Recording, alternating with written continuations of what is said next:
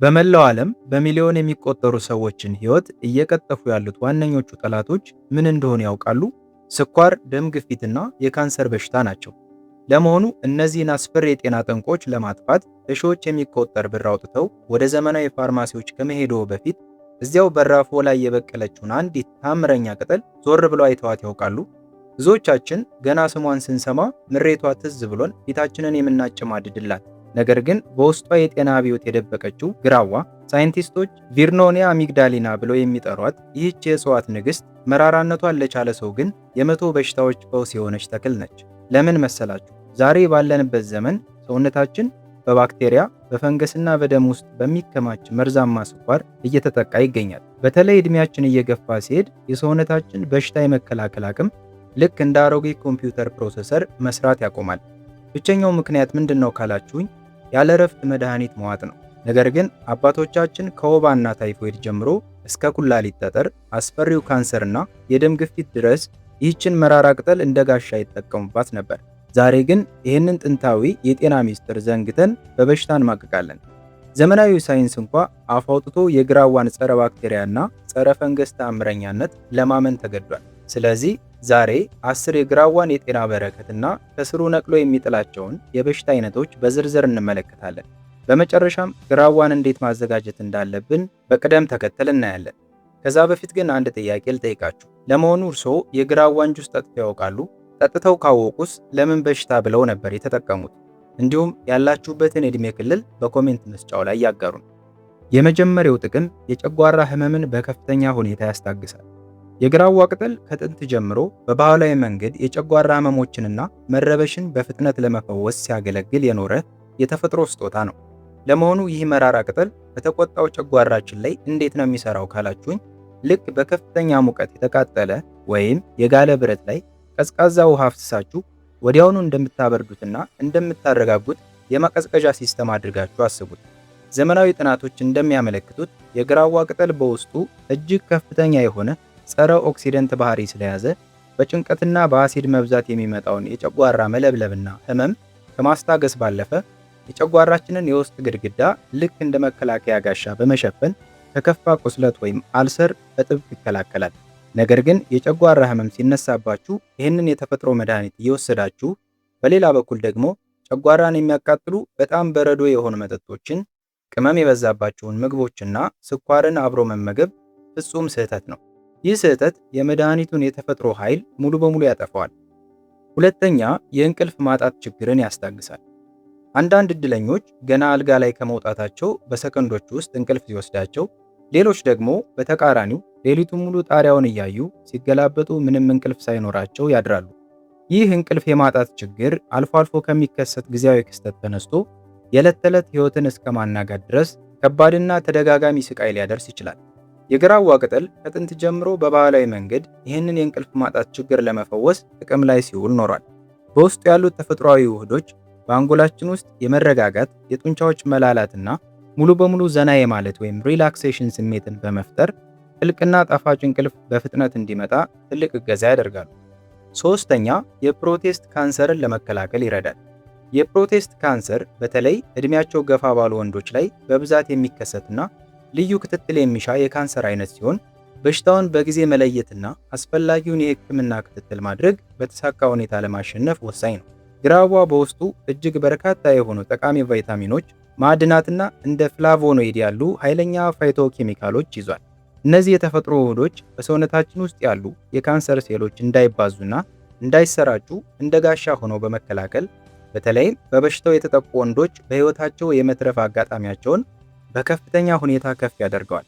ነገር ግን እዚህ ጋር መዘንጋት የሌለበት ነገር የግራዋ ቅጠልን እንደ መከላከያና ደጋፊ ረዳት መጠቀም እንጂ ዋናውን የሕክምና ክትትልና የዶክተር ምክር ሙሉ በሙሉ ጥሎ በዚህ ላይ ብቻ መደገፍ ፍጹም አደገኛ ነው። ተፈጥሯዊውን መንገድ ከዘመናዊው ሕክምና ጋር ማጣመር ብልህነት ነው። አራተኛ፣ ከፍተኛ ትኩሳትን በፍጥነት ይቀንሳል። ድንገተኛ የጤና መታወክ ወይም የቫይረስ ጥቃት ሲገጥመን ሰውነታችን ውስጣዊ ሙቀቱን ከልክ በላይ በመጨመር በትኩሳት መበጥበጥ ይጀምራል። ለመሆኑ ይህ መራራ ቅጠል በሰውነታችን ሙቀት ላይ እንዴት ነው የሚሰራው ካላችሁኝ፣ ልክ በቤት ውስጥ ድንገት እሳት ሲቀጣጠል ፈጥኖ ደርሶ እንደሚያጠፋው የእሳት አደጋ መከላከያ ውሃ አድርጋችሁ አስቡት።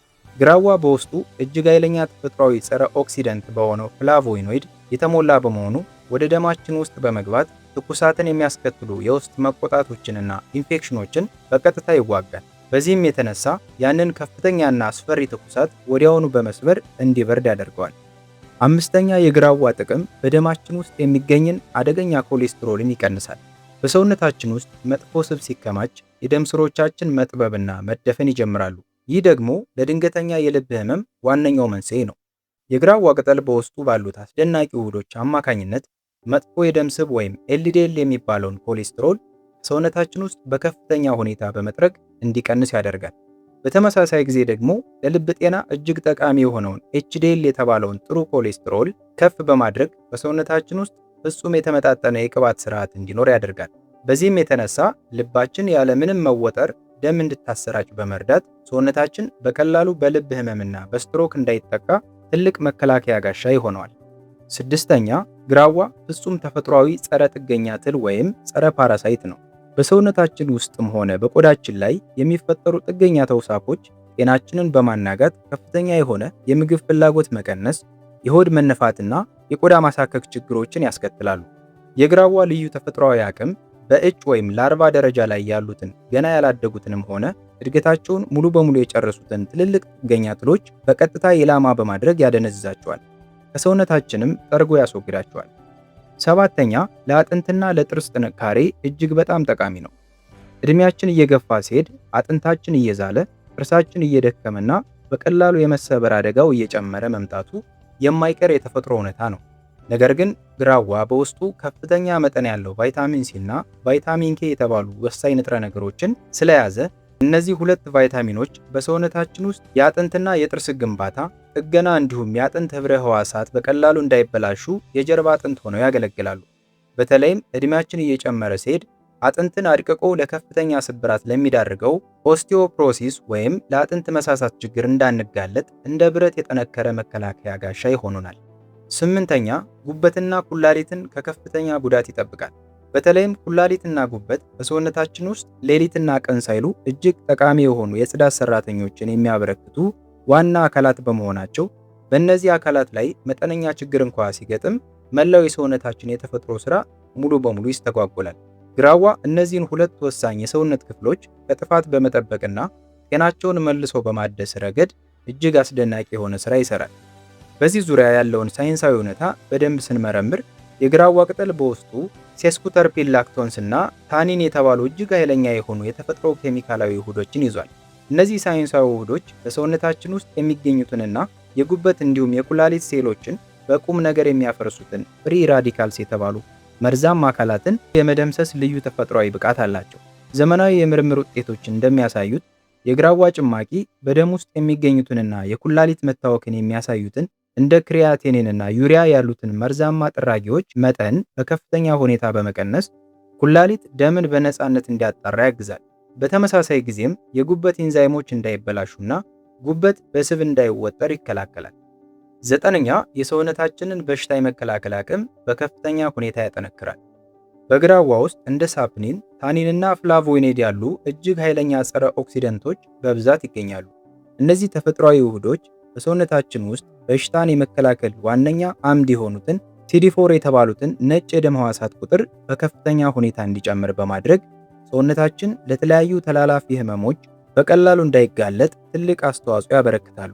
በተጨማሪም የግራዋ ቅጠል በውስጡ ባለው እምቅ ጸረ ባክቴሪያ ባህሪው አማካኝነት እንደ ስታፊሎኮከስ እና ኢኮሊ ያሉትን ለሰውነት አስቸጋሪና ከባድ የሆኑ ባክቴሪያዎችን ፈልጎ በመግደል ከተለያዩ አስከፊ በሽታዎች በጥብቅ ይከላከላል። እዚህ ጋር የሚሰራው ትልቁ ስህተት ግን ይህንን የተፈጥሮ መከላከያ እየወሰዱ በሌላ በኩል ግን ሰውነትን የሚያዳክሙ እንደ ስኳር የበዛባቸው ምግቦችና በቂ እንቅልፍ ማጣትን የመሰሉ መጥፎ ልምዶችን አለማስወገድ ነው። ይህ ስህተት የግራዋን የጥበቃ አቅም ይቀንሰዋል። አስረኛውና የመጨረሻው የሰውነታችንን ሜታቦሊዝም ስርዓት በተሳካ ሁኔታ እንዲካሄድ በማገዝ የሰውነት ውፍረትን ለመቀነስ ይረዳል። ግራዋ በውስጡ ዚንክ፣ አይረን፣ ፋይበርና ጠቃሚ የሆኑ ካርቦሃይድሬቶችን አጣምሮ የያዘ ተክል ነው። እነዚህ ማዕድናትና ውህዶች በሰውነታችን ውስጥ ያለውን የስብ ክምችት የማቅለጥ ፍጥነት እንዲጨምር በማድረግና ሳያስፈልግ የሚመጣን ከልክ ያለፈ የምግብ ፍላጎትን በመቆጣጠር ጤናማ በሆነ መንገድ ክብደትን ለመቀነስ ትልቅ እገዛ ያደርጋሉ። እዚህ ጋር የሚሰራው ትልቁ ስህተት ውፍረት ለመቀነስ በሚል የግራዋን ቅጠል ብቻ እየተጠቀሙ ሌላውን የሰውነት እንቅስቃሴ ሙሉ በሙሉ ማቆም ነው። ይህ ስህተት የሰውነትን የኃይል ማቃጠል ሂደት ስለሚያቀዘቅዘው የፈለጉትን የክብደት መቀነስ ውጤት በፍጥነት ለማግኘት ያስቸግራል። የግራዋን መራራ ጣዕም ቀንሰን ጥቅሙን ሳናጠፋ ንጹህና ለጤና ተስማሚ የሆነ የግራዋ ጁስ እንዴት ማዘጋጀት እንደምንችል ደረጃ በደረጃ እንመልከት። የሚያስፈልጉ ግብዓቶች ከ4 እስከ 6 የሚሆኑ ንጹህና ለጋ የግራዋ ቅጠሎች፣ አንድ ከግማሽ ብርጭቆ የሚሆን ንጹህ ውሃ፣ ጣዕሙን ለመቀየርና ቫይታሚኑን ለማገዝ ግማሽ ሎሚ። የግድ መራራነቱን መቀነስ አለብኝ ብላችሁ ካሰባችሁ አንድ የሻይ ማንኪያ ማር ያስፈልጋል። የአዘገጃጀት ቅደም ተከተል በመጀመሪያ የግራዋ ቅጠሎቹን አቧራ እንዳይኖራቸው በንጹህ ውሃ ደጋግመው በጥንቃቄ ይጠቧቸው። ቅጠሎቹን በእጅዎ በደንብ እያሹ ለ2 ወይም ለ3 ጊዜ ያህል ውሃቸውን እያቀያየሩ ይጠቡት። የታጠቡትን ቅጠሎች በትናንሹ ቆራርጠው ወደ ጁስ መፍጫ ውስጥ ይክተቷቸው። ያዘጋጁትን አንድ ከግማሽ ብርጭቆ ንጹህ ውሃ ጨምረው ቅጠሉ ሙሉ በሙሉ እስኪፈጭ ድረስ በደንብ ያሽከርክሩት። የጁስ መፍጫ ከሌሎት ቅጠሉን በንጹህ ነገር ወቅጠው በውሃ መበጥበጥ ይችላሉ። የተፈጨውን አረንጓዴ ፈሳሽ በጣም ስስ በሆነ ንጹህ ጨርቅ ወይም ማጥለያ በመጠቀም አተላውን ለይተው ንጹህን ጭማቂ ብቻ ወደ ብርጭቆ ይቅዱት። ከዛም በተቀዳው ጭማቂ ላይ የግማሽ ሎሚ ጭማቂ ጨምሩበት። በመቀጠልም አንድ የሻይ ማንኪያ ንጹህ ማር ጨምረው በደንብ ያዋሃዱት። ሎሚውና ማሩ መራራነቱን በማስታገስ በቀላሉ ለመጠጣት ምቹ ያደርጉታል። ይህንን ጁስ ጠዋት በባዶ ሆድ ወይም ማታ ከመኝታ በፊት በሳምንት ከ2 እስከ 3 ጊዜ መጠጣት ከላይ ለዘረዘርናቸው ጥቅሞች ፍጹም ተመራጭ የተፈጥሮ መድኃኒት ነው። ተከታታይ የሕክምና መድኃኒት የሚወስዱ ከሆነ ግን ሁልጊዜም አስቀድመው ከሐኪምዎ ጋር መማከርን አይዘንጉ። የዛሬው ፕሮግራማችን ይህንን ይመስላል። ቀጣይ በሌላ ጠቃሚ የጤና መረጃ እስክንገናኝ ድረስ ጤና ይስጣችሁ።